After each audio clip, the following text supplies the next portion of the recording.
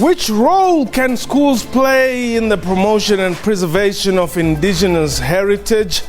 Is the Northwest Provincial Government wrong to recognize President Jacob Zuma's capture site? Which criterion is used to honor heroes of the struggle for freedom? And is it safe to honor living legends? What time is it? It's question time.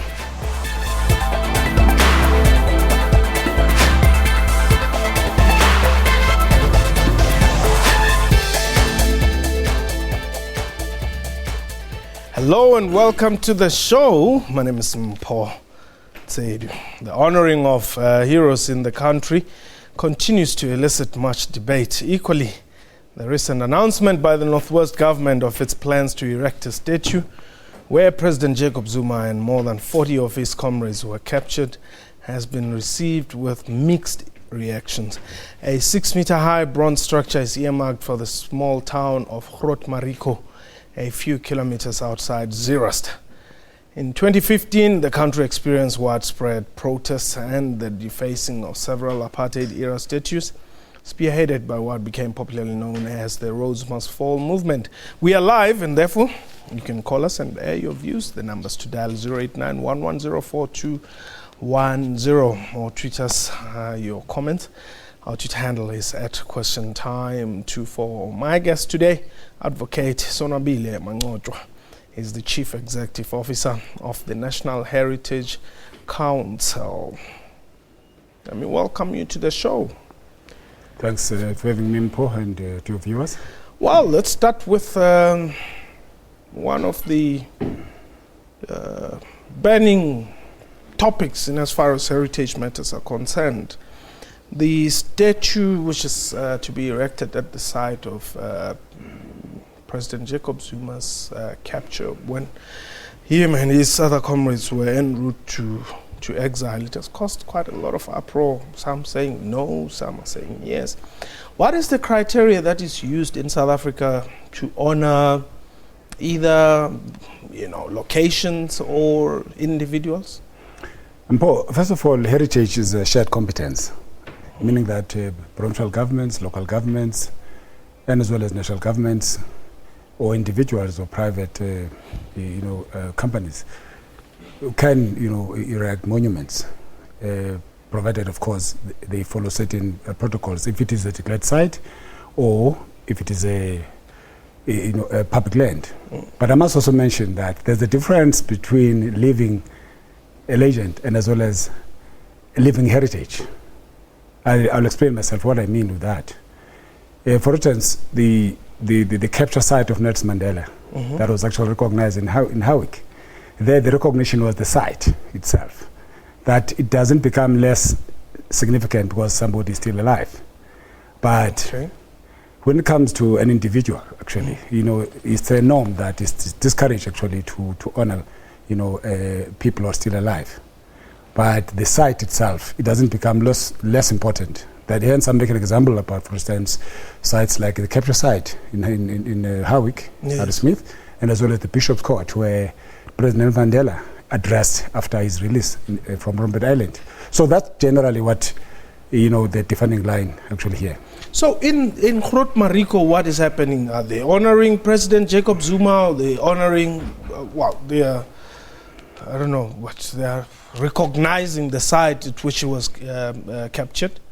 I can't speak for the provincial government, but I can say that the Heritage Council is actually we are going to have a meeting with the Arts and Culture Department as part of our advice of policy advice, offering advice, technical expertise in that regard. But my understanding is that from the legal information I have is that they are honoring the capture site or recognizing a capture site. Okay. Together with other freedom fighters. I remember that area, you have got a multi-layered history and heritage that lies beneath that soil. For instance, the first conference of the African National Congress, which was Libatsi, people crossed there. There are battles, there are skirmishes that we fought there, and across the left and right of political spectrum, the PAC, ZAPO, and so forth. But we're still going to hear exactly what about that. But I've already drawn, that line between the site itself, because the site doesn't become less important because the person's still alive. Okay. Like I've already mentioned live examples actually because some of these sites they may disappear. Therefore it becomes very much important. But you'll have to hear from the Northwest Provincial Government as to what is it the individual or is it the site. Okay. But as far as I know, that I've heard, they're talking about the site itself, which really the site itself becomes important. Okay. As I said, the multi-layered, rich history out of that. Now, there's a difference between recognizing a site and sanitizing an individual. That's it. Fana, you are in Peter Maritzburg. Fana, are you there? Okay, Fana, we've lost you, but indeed would love to hear from you as our viewers. 089-1104-210 is the number where you can dial and tell us what do you think of, not just the Groot Marico plan, but also nationally. I mean, all over the country there are statues, there are monuments, there are roads, there are things, schools, and so many things that are named after our heroes. What do you think about the one in Groot Marico and those others that are all over the country there? There's a plan, or rather there was a march at Fort Hare. Some people are saying rename Fort Hare after Robert Sobukwe. Is it an ideal scenario? By the way, the country is celebrating the very important icon this year, Professor Robert Mangaliso Sobukwe, who was really one of the towering giants and organic intellectual in our country. But it depends on individuals. If Fort Hare wants to rename, it's in the campus, but there's protocols that needs to be followed as laid by the Geographic Names Council. In that, what's important actually, the buzzword is consultation. If people actually, as far as they want to honor the individual, but also the iconography becomes very much important. Okay. I mean, Sol Plaatje, for instance, there was an iconography that was used, the feast, and the Research Council came in there, how to depict the Sol Plaatje and so forth. And some of the statues become vandalized. Why? Because people don't agree, or families have not been consulted, and so forth. So we come in, to ensure that we smoothen that process, but it really depends on individuals. Let's go to Groblersdal. There's Raymond. Raymond, welcome. Hey, how are you? I'm well, thanks for the call, Raymond. I'm fine. Yes. Yes. Hello? Yes, go ahead. Yes, man, really, I'm having a confusion here. What's wrong? Really, it's difficult for now to honor the president because, when you check now, politically we're experiencing challenges. And I don't feel like for now we should honor the president because under his leadership, really things are not going well. But I think there are some legends around the Northwest whom really deserve this honor. So I feel for now, really, they should just put it on hold.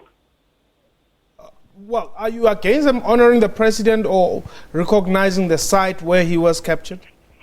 No, for now, really, I'm having a problem with the leadership now because we are experiencing, a lot of problems, community protests under his leadership. Maybe if he can provide leadership for now, then he will be honored. Okay. Raymond, thank you very much there. Well, I don't expect you to speak to that as such, but the question that we asked was, is it safe to honor living legends? As I've said, it is in terms of the protocols, like the Geographic Names Council. Yes. People are discouraged from honoring. People are still living, But I've said to you that there are sites, for instance, where sites, we understand. But it is that really discouraged. But of course, as you know, that people, decide, as to whether they want to honor or do they want to preserve certain heritage or certain history and so forth. But the guidelines actually that it's actually a national norm or even international in the norms and standards. It's guided by UNESCO. That people are still alive. That's generally sexually discouraged to actually honor them. The Heritage Council is even in partnership with the provincial government of Eastern Cape. They have a project called Home of Legends, and we have come in actually even to define the whole issue of legends. Who becomes a legend? Who's not a legend? We have said that these are people who have had measurable contribution to humanity. Okay. Lifu, you are welcome. Yes, Mpho. I've got something to say regarding what you are saying. Okay. Actually, it is good to honor the living legend also, but not now. I don't think the time is right for us to honor the president right now. Because if you can see, there are those legends who have passed away, like Walter Sisulu, like Christiani. All those living legends should have been honored as a legend. But for President Zuma right now to be honored, I don't think it is right, because it is many things that I think he has done right now that the nation is not sure about him, about his administration. I think the time is not right for him to honor him right now. Okay, Lifu, thank you very much for your call. They're calling us from Welcome. We're going to take a quick break. When we return, we'll take your call, 089-110-4210. And indeed, we're not going to take that break that I thought we were going to take. But yeah, let's go ahead and take your call, 089-110-4210. That's the number to dial. And we're talking monuments and heritage. How do we honor our heroes and heroines? Now, there have been complaints in South Africa that there seems to be a slant towards the mass democratic movement when it comes to recognition and honoring the heritage and heroism of our legends in South Africa. I know that the PAC has complained forever, so has the Black Consciousness Movement, saying no, the structures are only recognizing ANC people. Well, I know it's not necessarily completely true. Just speak to that.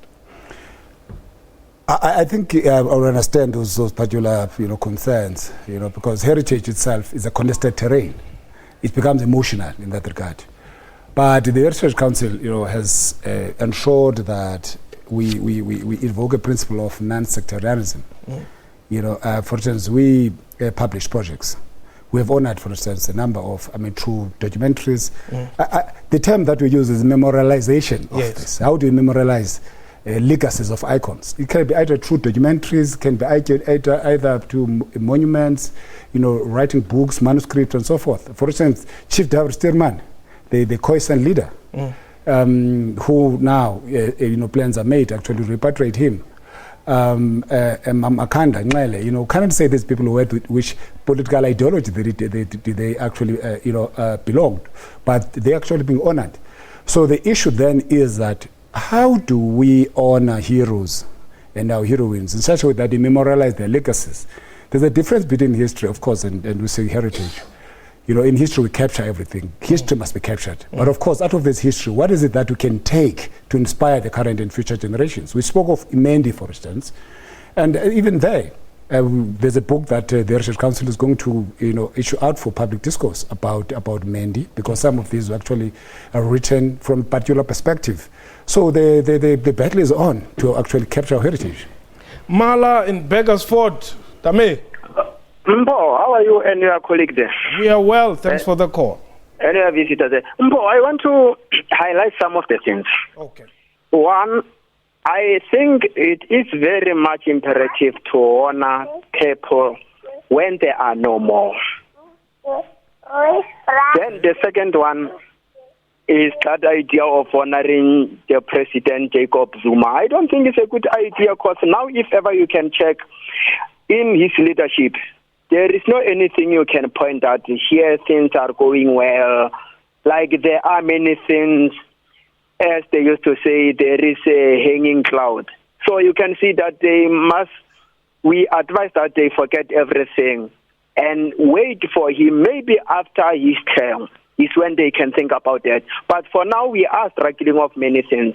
If you can check, we are trying at schools. There is no stationaries. Most of high number of unemployment of the youth. There are many things which are not going well. They were supposed to check if ever we are living in a good country, everything are going well or not, before they can think. Unless if ever they will come to say no, to put a statue there is free of charge. There is no any cent they are going to spend. But they talked about millions of money they are going to spend there. Why they do not take that money and go there and buy stationery for the learners at different schools and build the schools? Okay. Mala, thank you very much for that call. Well, along the same lines with the previous ones as well. But what can we learn? And by we, I'm talking about people of our kind. From the African movement. I mean, those guys made sure that their presence is felt everywhere. There's no town or dorpy where you go where there's no horse and some burki guy standing on top of a horse, or some statues all over, street names, everything. They made sure that their existence is never to be forgotten. We're lacking behind. This is what the Research Council actually, we share the view that there's still a lot that we still have to do in ensuring that this decolonization project of our heritage is actually carried. And I'll mention a number of examples where actually we're coming in. This the issue that you're mentioning. For instance, in history, you preserve not only what you like. History is history. You may like certain things, you may not like them, but the fact that they happened, they actually happened. And the past governments, they did actually a strategic mistake, an error actually of remembering only what they like and not remember what actually they don't like. This is actually very much important. That is why the Heritage Council, in our Heritage Transformation Charter that we issued out to the public, that we're following now in our decolonization project of our heritage, there are many heroes and heroines outside there, and individuals and communities are encouraged to come up. Unsung heroes and heroines. For instance, we have a project called, Living Treasures, where we recognize, certain people, because even people who are still living can actually be recognized for things that they do and able to transfer. I'll make an example, Mema Suku, for instance. Yes. Mema Suku, came up with, she can actually articulate herself on the relationship between human beings, and environment, long before the arrival of Rand van Vrede in this country, in 1652. I'm therefore saying that, in fact, Mama Suku, we actually take her to our summer schools with the youth, in the dialogue with the youth. We honored her, but also ensure that this thing actually happens. Because we cannot take that our heritage is known, and that's why our battle is actually really against forgetfulness, that we should not actually forget. We should actually capture not what we like, but things that have actually happened. But of course, celebrate certain things that we still want to inspire the current and future generations. Sibongile, you are in Cape Town. Yebo. Welcome. Ngiyabonga wempho, angize ngibonga ukungena bakithi. Ukhuluma noSibongile la uMam Khawula la eCape Town. UMam Khawula sawubona.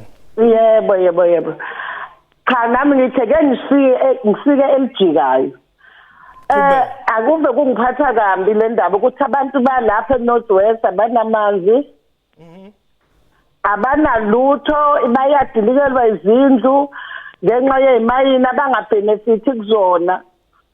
Ayingane azisebenzi, and uZuma lona senithatha nombeka lapho uyisigebengu kufanele ngabe uyaboshwa. Umbuzo wami uthi ngabe kule South Africa kanti kwakulela ukuthi abantu benza ubugebengu bese bayathatha baya promote.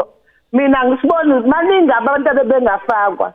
Ngokwami nje lento ukuwesa kwemali abantu behlupheka. Ngiyabonga. Wemakhawula ungakahambi phela.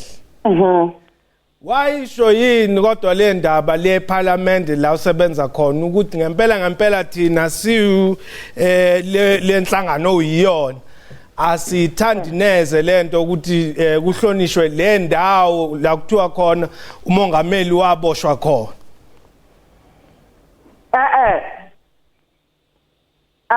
Ngifuna ungizwa.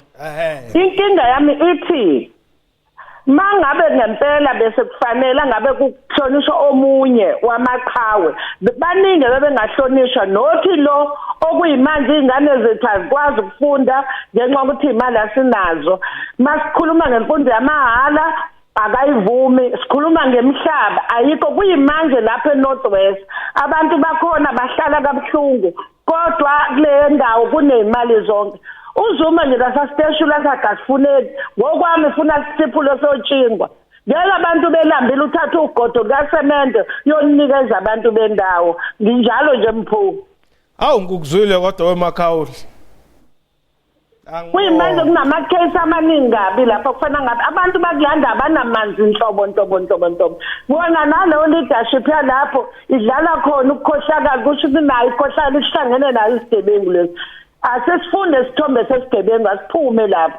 Awu ngikuzwile weMakhawula, that's Mamsibongile Khawula. They're calling us from Cape Town. She's a member of parliament and very vocal, of course, and they're saying, look, we don't want any statue of President Zuma, calling him all sorts of names. Well, effectively saying they don't want the statue because the people of the Northwest are suffering. This is one point which has come across very much, that is it important to memorialize all these institutions and memories at the expense of other developmental needs? I should think the whole colonial history, you say that people actually will choose to say, why don't you use this money for public goods or for water and so forth? It's not a new phenomenon. It's not a new debate in that regard.